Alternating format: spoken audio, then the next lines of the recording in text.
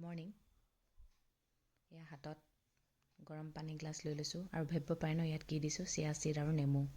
এই পানী গিলাচ খালেহে দিনটোলৈ মানে কিবা এটা ভাল লাগে জাননে, গাটো পাতল পাতল লাগে।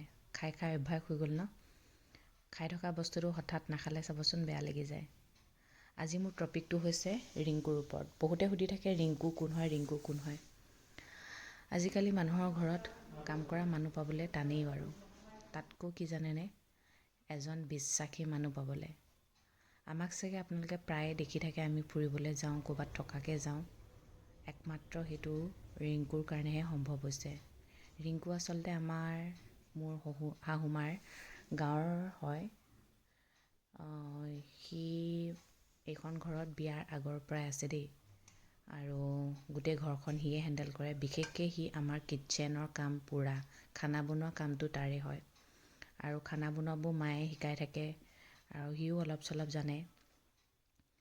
আৰু গোটেই ঘৰৰ দায়িত্ব সিয়ে লয় দেই। কিন্তু কথাবোৰ খুব পাহৰে। কি জানেনে, বনালে নহয়, ফ্ৰিজত সোমালেই আৰু সেইটো ওলাই নাহে, একেবাৰে বেয়া হ'লেহে ওলাই আহে। তথাপিও কিন্তু বিশ্বাসযোগ্য হয় মানে। আমি তাক নিজৰ বুলি ভাবোঁ, তাক কেতিয়াও পৰ বুলি নাভাবোঁ। সিও আমাৰ ঘৰখনক নিজৰ বুলিয়ে ভাবে। সেইটো বুলিয়ে ভাবোঁ আৰু বাকী জানো সি ভাবেনে নাভাবে নাজানো। মাজে মাজে কেতিয়াবা অকণমান বেলেগ এটা ৰূপো উলিয়ায়। স্বাৰ্থপৰ টাইপৰ হয়। আমাৰ ঘৰলৈ মানুহ আহিলে যাৰ যেনেকৈ যি খাব মন যায় সি তেনেকেই বনাই দিয়ে। এই গৰম মছলাত যে আছে পৰেশ ৰাৱল, সেই তেওঁৰ গতেই লাগে মোক ৰিংকু।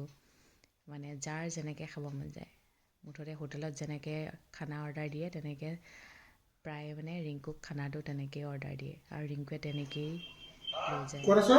কেতিয়াবা মাজে মাজে মুখখন চলায় কিন্তু দেই মোৰ লগত, বাকী কাৰো লগত নচলায়।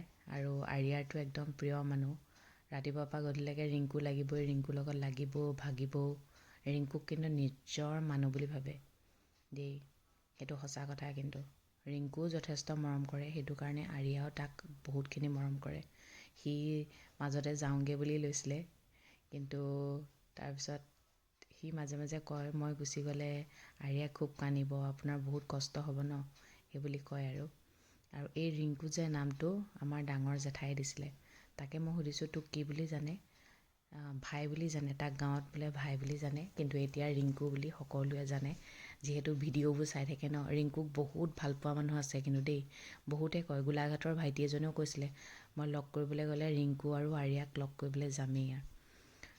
খানাবোৰ ধুনীয়াকৈ বনায়, কিন্তু বৰ যদি আমি খৰখেদা কৰোঁ নহয় তেতিয়া খানাবোৰ বেয়া হয়। সেইকাৰণে তাক মানে খানা বনোৱাৰ টাইমত এটা কথা ক'ব লগা হৈ যায়, ভালকৈ বনাবি, খানাবোৰ ভালকৈ বনাবি। আৰু তাক আমাৰ ঘৰৰ মানুহে যথেষ্ট মৰম কৰে, বা ভিনদেউহঁতেতো ক'বই নালাগে। আৰু সি তেনেকৈ সকলোকে সন্মানো কৰে বাৰু, নকৰা নহয়। সুধি থাকে কাৰণে কৈ দিছোঁ আৰু ৰিংকু আছে কাৰণে মই একো কৰিব নালাগে যেনিবা। ৰিংকু ঘৰলৈ গ'লে অকণমান দিগদাৰ হৈ যায়, কাৰণ কেলৈ কৰি নথকা কামটো যদি পটককৈ ধৰিব লগা হৈ যায় তেতিয়া অকণমান দিগদাৰ হয়। বিশেষ মোৰ একো প্ৰব্লেম নহয়, আৰিয়াৰ কাৰণে দিগদাৰ হৈ যায়। এয়াই আৰু ৰিংকুনো কোন সুধি থাকে, তাকে আজি ৰিংকুৰ পৰিচয়টো দিলোঁ। আৰু এটা কথা কওঁ, আপোনালোকে ভাবে ৰিংকু বহুত সৰু ল'ৰা। ৰিংকু সৰু ল'ৰা নহয় দেই। ৰিংকুৰ ৱাইফো আছে, ছোৱালীও বিয়া হ'ল, জোৱাইও ঘটিলে দেই।